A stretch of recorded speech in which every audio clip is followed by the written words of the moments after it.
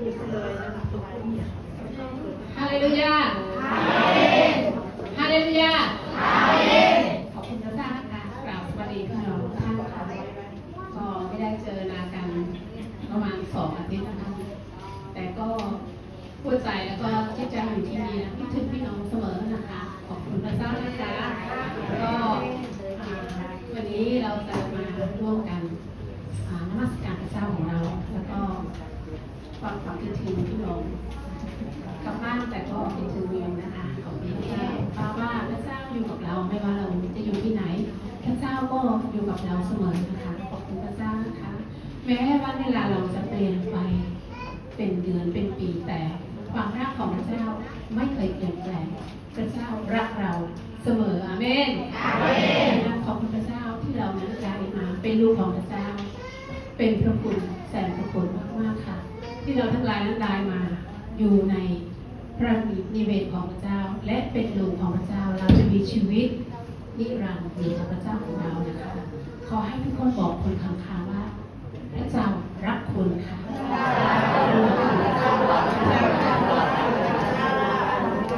เรารักทุกคนเพียงแต่ว่าเราจะเข้ามาแสวงหาพระเจ้าและเพียงแต่เราเข้ามาเข้าติดสนิทอยู่กับพระเจ้าและแสวงหาพระเจ้าของเราเพราะว่าวันนี้เป็นวันมหาสนิทของเมืองค่ะเป็นวันที่พระเยซูคริสต์นั้น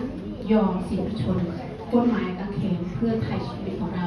เพื่อให้เรานั้นได้มีชีวิตนิรันดร์อยู่กับพระเจ้านะคะ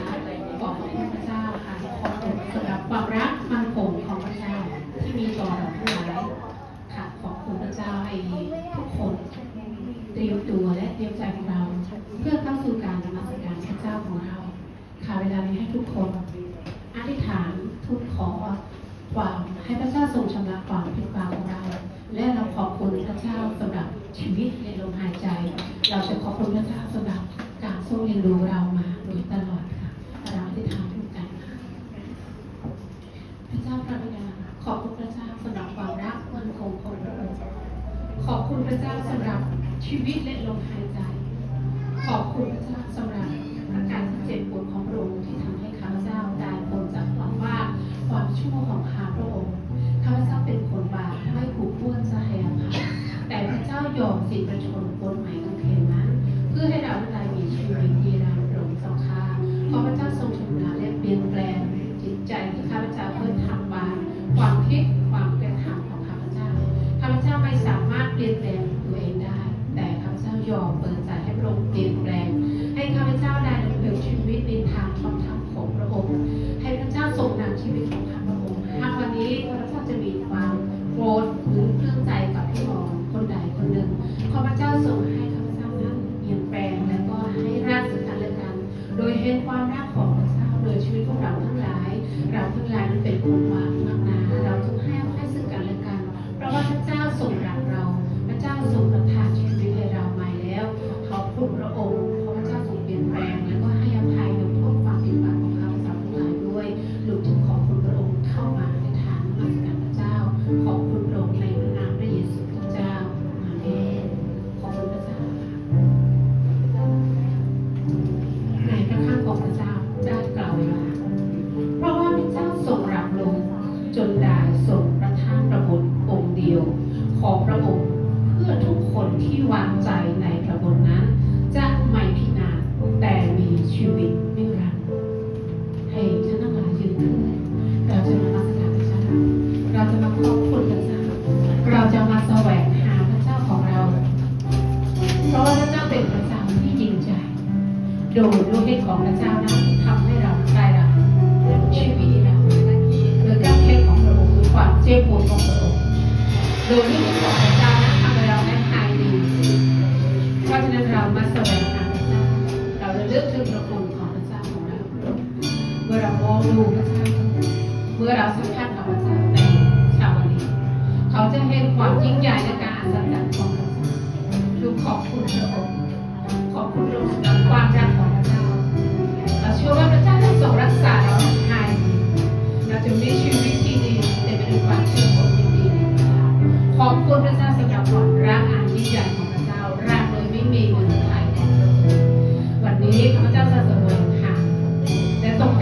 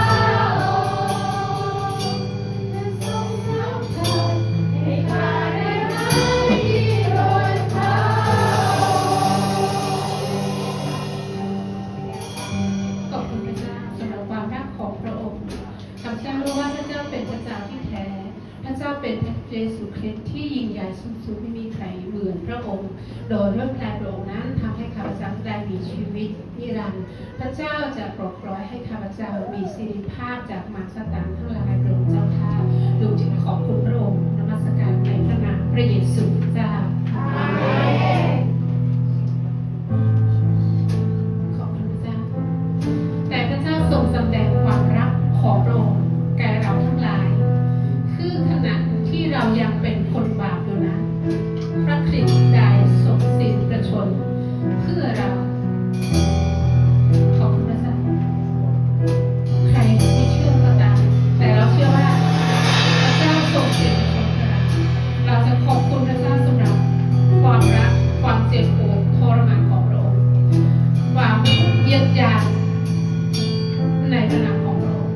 ประกาศของพระองค์เต็มไปด้วยบาปแผลถ้าเรามองเห็นการเจ็บปวดของพระองค์เราจะระลึกถึงพระคุณของพระเจ้าเราจะไม่หนีจากทางของพระองค์พระองค์เจ้าค่ะเราขอบคุณพระเจ้าที่พระองค์ทรงยอมสิ้นพระชนม์เพื่อเราทั้งหลายวันนี้ข้าพเจ้าจะเข้ามาเพื่อจะแสวงหาพระเจ้าเพื่อจะขอบคุณพระเจ้าไม่ใช่แค่วันนี้วันนี้แต่ข้าพเจ้าจะขอบคุณพระเจ้าตลอดไปเป็นนิจด้วยคุณความรักด้วยความเจ็บปวดด้วยบาดแผลของพระองค์ด้วยฤทธิ์ของพระเจ้าที่หลั่งออกมาจากประกาศที่เจ็บปวดของพระองค์ขอบคุณพระเจ้าข้าพเจ้าจะรอนมัสการพระเจ้าท่านจะเชื่อหรือไม่ก็ตาม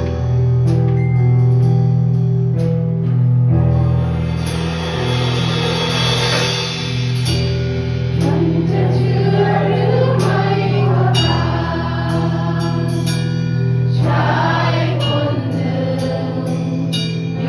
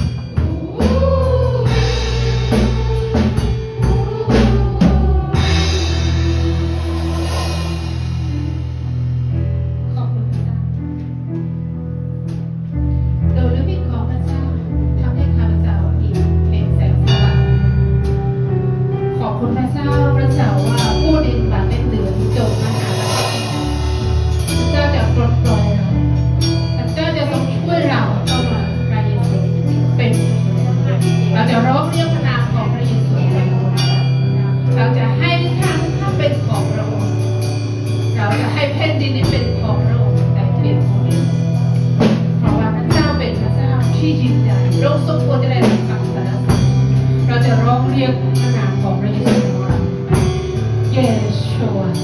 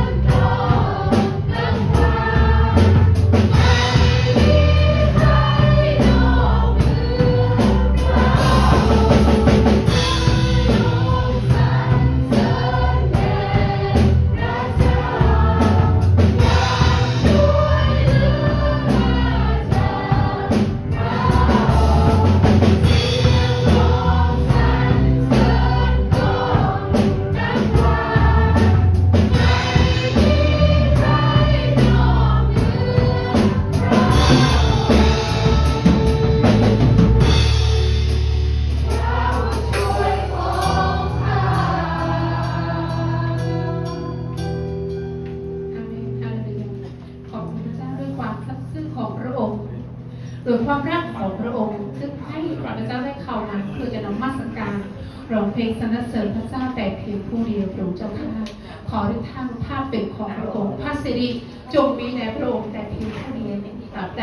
ชีวิตของข้าพเจ้ายังมีลมหายใจอยู่ข้าพเจ้าจะนำนมัสการพระเจ้าตลอดไปเป็นนิจขอบคุณพระองค์สรรเสริญนมัสการพระองค์แต่เพียงผู้เดียวเท่านั้นคือพระเยซูคริสต์เจ้า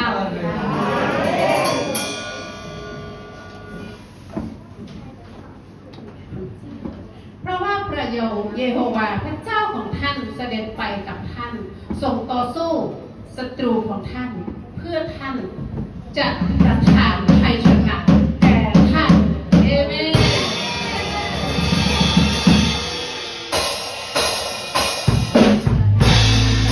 เราเหมือนกันรถเป็นของพระเจ้าโอซานาโอซานา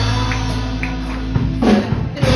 ข้าพเจ้าเมื่อพวกเราสรรเสริญโอซานาโอซานาเชิญเถิดนางเป็นของเรา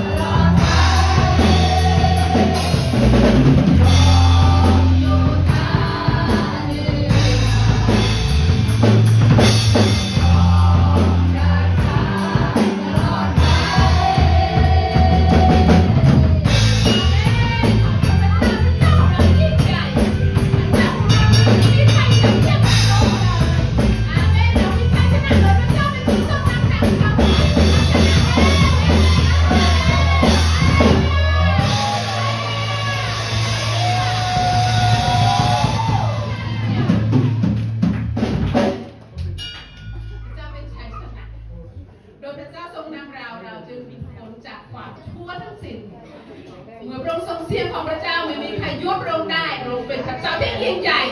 พระเจ้าครอบครองฟ้าสวรรค์และแผ่นดินโลกฮาเลลูยาเราสรรเสริญยกย่องพระนามของพระเจ้าแต่เพียงผู้เดียวเรามอบชีวิตของเราเพื่อจะสรรเสริญพระเจ้าเราจะนำมัสการขอพระเกียรติพระสิริจงมีแด่พระองค์แต่เพียงผู้เดียวเท่านั้นคือพระเยซูคริสต์เจ้าเราก็สรรเสริญพระเจ้าของเราขอบคุณพระเจ้าความรักของพระเจ้าซึ่งทำให้เราได้มีชัยชนะโดยพระเจ้าไม่มีสิ่งใดบอกเหลือพระเจ้าช่วยเราได้เชิญพี่น้องนั่งขอบคุณพระเจ้าเราจะมาแล้วก็มาสับกันขอที่เชิญผู้เดินผู้ถวาย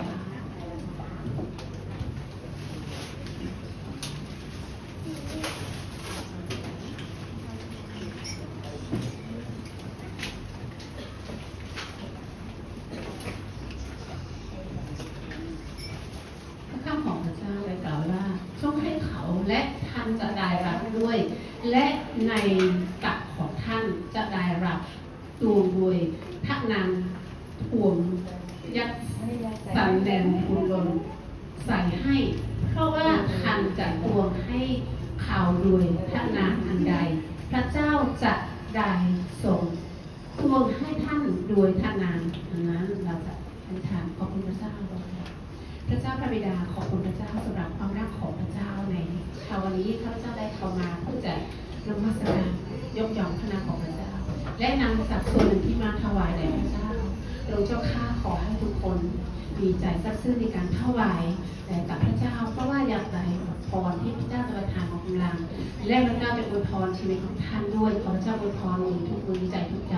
ที่ถวายในใจซักซื่อนั้นเราจะให้กลับคืนอย่างเต็มเรื่อล้นเจ้าข้าขอพระเจ้าทรงอวยพรพี่น้องทุกคนให้มีการงานที่ดีสุขภาพที่ดีและขอพระเจ้าทรงโปรดเลี้ยงดูไม่ให้ขาดสิ่งดีใดๆของเจ้าข้าและขอให้สัตว์นี้จะเกิดผลในนามของพระเจ้าทุกสิ่งทุกอย่างของเจ้าข้าลูกจึงขอบคุณพระองค์ข้อมอบสัตว์นี้ในพระหัตถ์ทรงฤทธิ์ของพระองค์คือพระเยซูคริสต์เจ้าฉันมีชีวิตอยู่ตราบใดฉันจะร้องสรรเสริญ